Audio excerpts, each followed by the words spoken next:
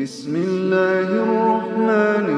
الرحيم. ألم تعلم أن الله له ملك السماوات والأرض وما لكم من دون الله من ولي ولا نصير أم تريدون أن تسألوا رسولكم كما سئل موسى من قبل ومن يتبدل الكفر بالإيمان فقد ضل سواء السبيل ود كثير من أهل الكتاب لو يردونكم من بعد إيمانكم كفارا حسدا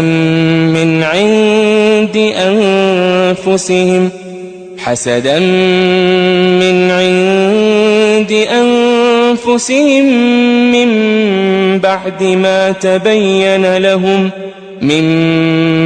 بعد ما تبين لهم الحق فاعفوا واصفحوا حتى يأتي الله بأمره إن الله على كل شيء قدير وأقيموا الصلاة وآتوا الزكاة وما تقدموا لأنفسكم من خير تجدوه عند الله إن الله بما تعملون بصير وقالوا لن يدخل الجنة إلا من كان هودا أو نصارى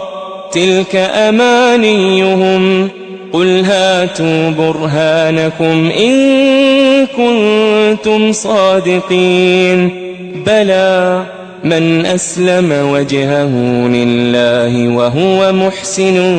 فله أجره عند ربه ولا خوف عليهم ولا هم يحزنون وقالت اليهود ليست النصارى على شيء وقالت النصارى ليست اليهود على شيء وهم يتلون الكتاب كذلك قال الذين لا يعلمون مثل قولهم فالله يحكم بينهم يوم القيامة فيما كانوا فيه يختلفون ومن أظلم ممن منع مساجد الله أن يذكر فيها اسمه وسعى في خرابها أولئك ما كان لهم أن يدخلوها إلا خائفين لهم في الدنيا خزي ولهم في الآخرة عذاب عظيم ولله المشرق والمغرب فأينما تولوا فثم وجه الله